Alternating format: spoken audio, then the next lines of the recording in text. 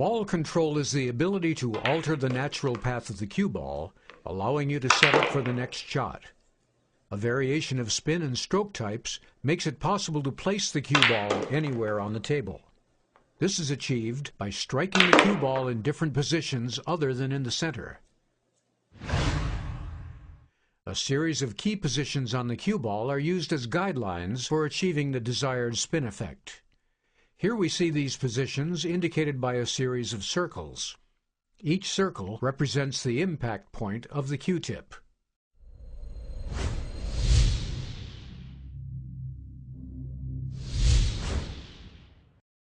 The stun shot, sometimes referred to as the stop shot, is used to eliminate any forward movement on the cue ball after it makes contact with an object ball.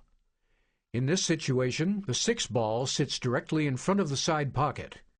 Since the shot is straight on, a stun shot is the perfect solution to avoid a scratch.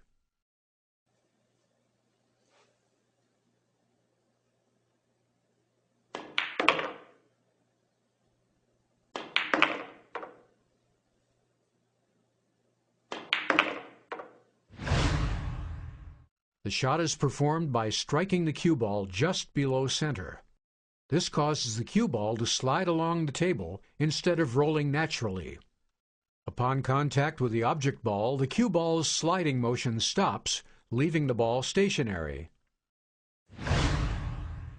The important thing to remember is that the cue ball needs to be sliding upon impact.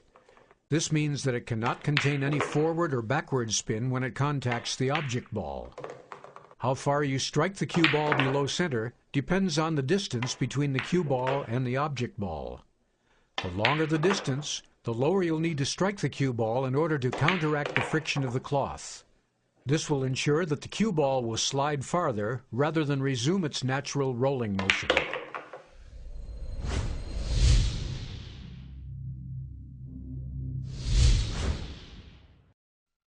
Returning back to our example, we've set ourselves up for an easy shot on the 7 ball, which now sits straight out from the corner pocket.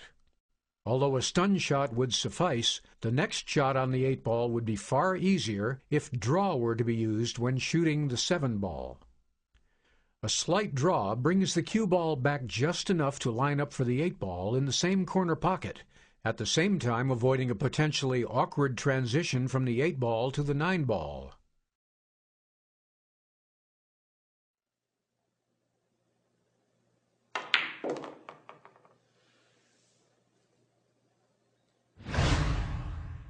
The draw shot is executed by striking the cue ball near its bottom edge. The cue ball actually spins backwards, even though it is sliding in a forward motion.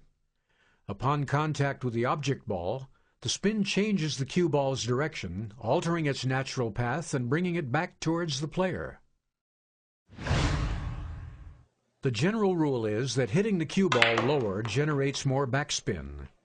As with the stun shot, shooting a distant target requires more spin in order to counter the friction caused by the cloth. Be wary of striking the cue ball too low. Since both the Q-tip and the cue ball are round, striking too low can cause the Q-tip to slip on the surface of the cue ball, causing a miscue.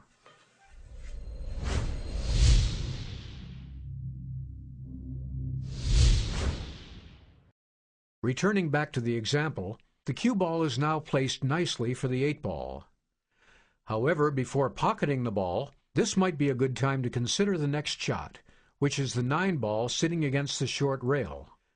Ideally, we'd like to make this as easy as possible and avoid a potentially difficult cut shot on the 9 ball. The easy solution to this problem is to apply a small amount of follow to the cue ball, allowing it to roll forward after contacting the 8 ball. This will ensure a favorable position for the next shot.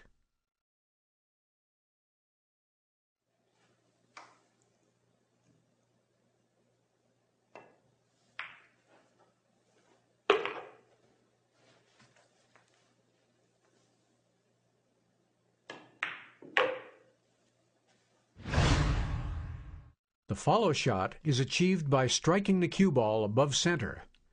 The applied spin causes the cue ball to reach its natural forward roll almost immediately.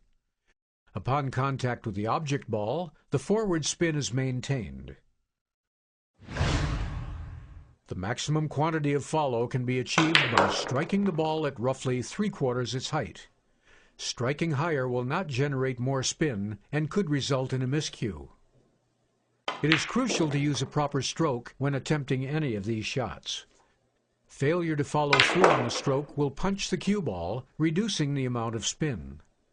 Keeping the cue stick level to the table is also vital to a proper follow-through, as it helps keep a clean contact between the cue ball and the cue tip.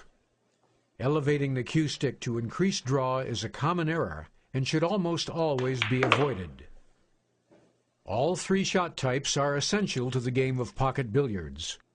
As with everything, a clear understanding combined with lots of practice will help to make these shots easier. Within a short period of time, you'll find yourself using these new principles every time you approach the table.